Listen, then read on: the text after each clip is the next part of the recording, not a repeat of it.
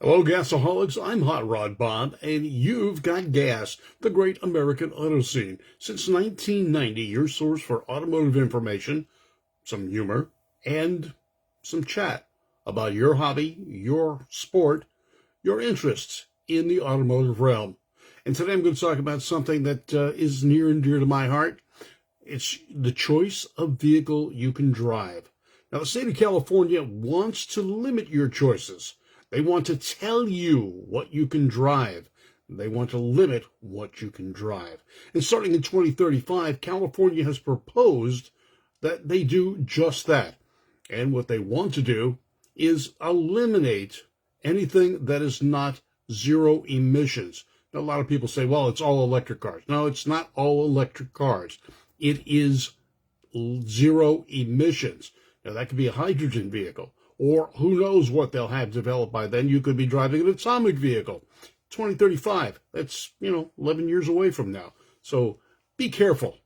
That's just a possibility. Now, the problem with that possibility is it also includes 17 other states, because there's 17 states in the union that use the California emission standard as their standard.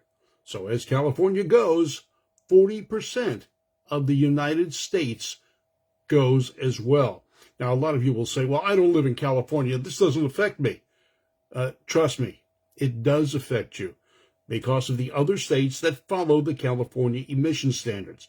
Now, right now, the Senate has passed a bill, H.R. 1435, and this is a Preserving the Choice in Vehicle Purchase Act. It's a bill designed to protect Americans' right to choose the technology that powers their motor vehicles. The bill was introduced in response to California Air Resources Board's plan to ban the sale of internal combustion engine vehicles by 2035. It preserves the choice in vehicle purchase. This act would restrict the U.S. Environmental Protection Agency, who is on board with California's request, to issue a waiver to federal regulations. And that is what would happen. California needs to get a waiver from the EPA to initiate this zero emissions regulation. Now, I say zero emissions, and again, it does not limit you to electric vehicles. However, where do you get a hydrogen? And right now, that's your alternative, hydrogen or electric. If I'm wrong, let me know.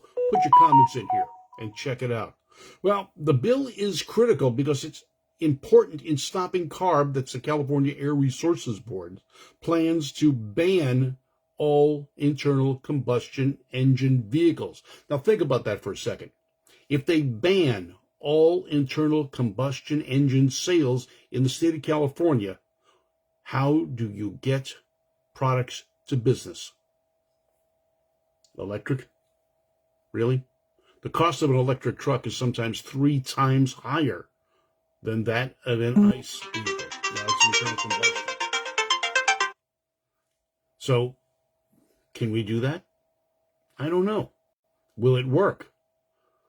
Maybe for some local deliveries and, people like Amazon and MX, or not MX, Federal Express are actually utilizing and have incorporated some electric vehicles.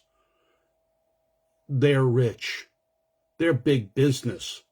They have a budget for this, and they can phase it in slowly, possibly. They're trying right now. They're seeing the feasibility of it. And in many cases, for example, Amazon, they have a local warehouse here in the Ventura area that can service quite a large area. How far, what's the distance of an electric vehicle? I don't know. I'm not sure whose they're using, but it's remains to be seen.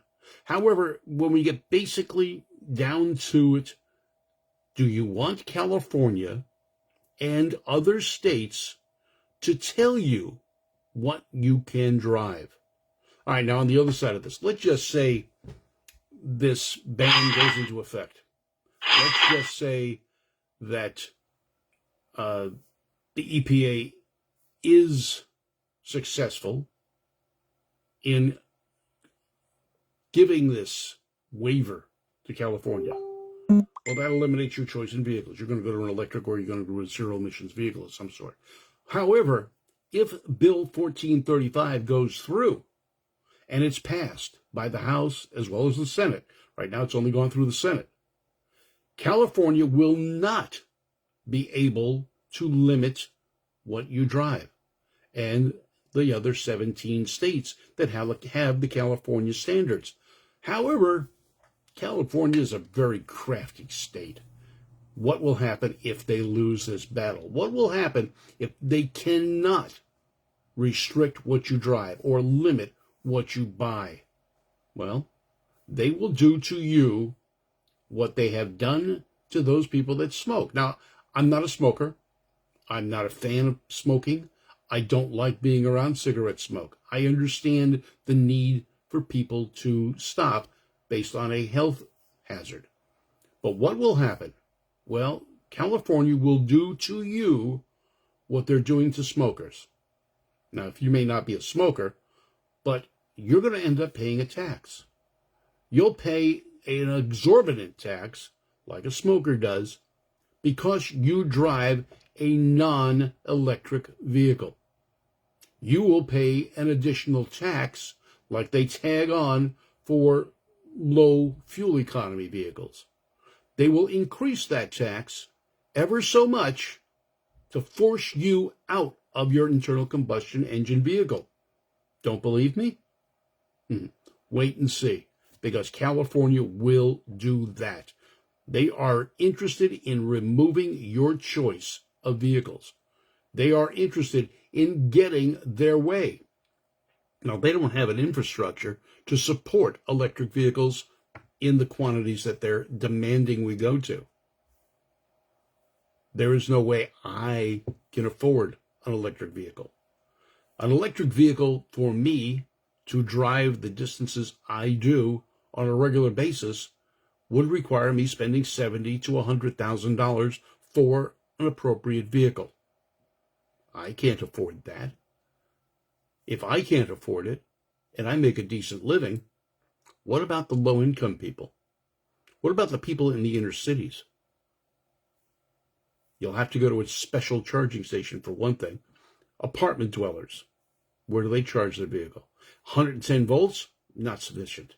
So what are you going to do? You're going to mandate that apartment owners add in a certain number of charging stations? And how do you regulate that? Thinking about that, are you? Well, here's one way to regulate it, and Tesla supposedly is doing this right now.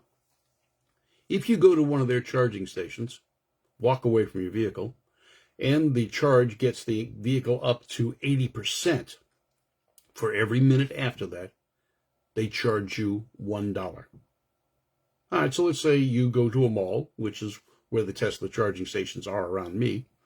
You park your vehicle in the charging station. You had 40% charge when you got there. You need a full charge because you're going someplace over the weekend or the next day. You need a full charge. Well, you go in to eat, but, there's a wait. It's Friday night. You've got to wait to get in there. It takes you 40 minutes, let's say, just to get in there. You sit down to eat, another 30 minutes, 45 minutes. Meanwhile, your Tesla has reached 80% charge. You're now being charged another $1 a minute for every minute you sat there and your car was on the charger getting charged. Now, that's only Tesla right now. And that's only any car that plugs in to a Tesla charging station. What's going to happen with Chevys, Fords, Kias, Hyundais, every other vehicle that's electric? How is that going to affect them? The same way. But they're going to charge you. How are they going to charge you? Well, you're going to put your credit card in that little slot on the charging station, and you'll get charged for this. The other way they can do it is in your registration. That's right. California will increase the cost of registering your vehicle if it's non-electric. Because, after all, they're not charging the electric vehicle owners with the gas tax or the transportation tax that those of us with gas-powered vehicles are burdened with. Now, it's 50 plus to almost $1 a gallon. But the electric vehicles, they skirt that. They don't have that charge. They don't have that expense. Well, California's trying to institute a mileage tax. That's right. It's another way to get your money. How many miles do you drive? And guess what? You will be taxed based on the miles you drive. Now think about that for a second. The average person drives 15,000 miles per year here in Southern California. I'm not average. I drive more than that. I'm going to get taxed on top of my registration, on top of the gasoline tax. I'm going to be taxed again because I need to use my vehicle to get to work. And when I go to work, it's a 200-mile drive. I'm going to be taxed additionally on that drive. I'm not alone. There's many people that drive a lot. I was an outside rep for another company, and I drove for a living. I was on the road from Monday through Sunday. I traveled between San Jose and San Diego, California. Every day, I was in a different location. I'd be taxed on that. Would I be reimbursed by someone? No. Hi, Catherine. How are you doing today? A lot of people tuning in. Glad they're doing it. Dennis Burnham as well. Veronica Jones. Thank you for tuning in to GAAS-Great American Auto Scene.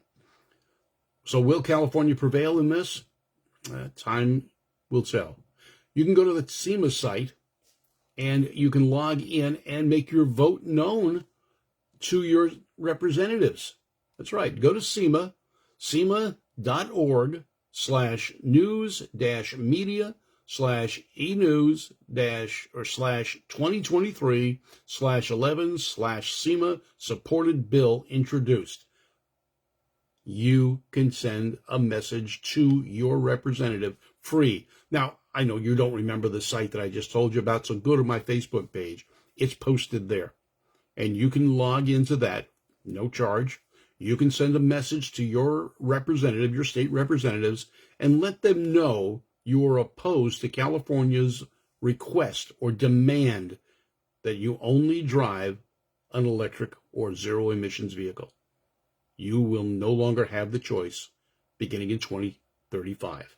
And many companies right now, because of the fear of California's power in this situation, have begun to eliminate gas-powered vehicles. They are afraid of it. They're afraid of California and the 17 other states that use that California standard.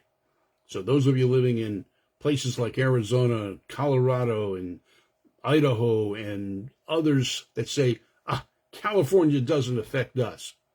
Yeah, it does. It's going to affect 40% of this country because California is not the only one that uses the CARB, or California Air Resources Board, emissions and vehicle standards. So get that through your head. It is not just California. It is 40% of the drivers in this country will be affected. Now, I know this sounds kind of negative, and I'm very passionate about it. I drive non-electric vehicles. Why? It's not realistic for me to drive one. First off, I can't afford it. Second, I don't have any place locally or close to me that I can charge one of those. I can't charge one from my home. I don't have the electrical usage. I have a 2-car garage, and there's 2 hot rods or antiques in that garage. I'm not pulling them out to charge a electric vehicle overnight. I don't have the 220-volt system, which means I've got the 110, which takes an exorbitant amount of time to charge an electric vehicle. Read up on it, folks. Check it out. Anyone who tells you different, get the information directly from SEMA. You can go into the EPA site. Again, it's Bill H.R. 1435. And there is another bill pending for the House. This is the Senate bill. The House bill is S-2090 for the Senate. S-2090 and House Bill H.R. 1435. Read up on them. Get aware of what the government is trying to do to you and limit your choices. I'm Hot Rod Bob. Kind of a serious note today. but it's important for those of you who drive a vehicle to know what is pending and what will affect you, not only in what you drive, but in your wallet.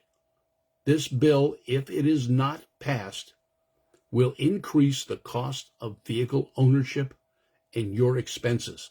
Anyone who tells you an electric vehicle is less expensive to operate is wrong. It is not less expensive. Which pocket are you putting the money in? Think about that. I'm Hot Rod Bob. This is GAAS, the Great American Auto Scene, since 1990. If you like what you hear, please like, share, and subscribe to the YouTube channel for GAAS, the Great American Auto Scene.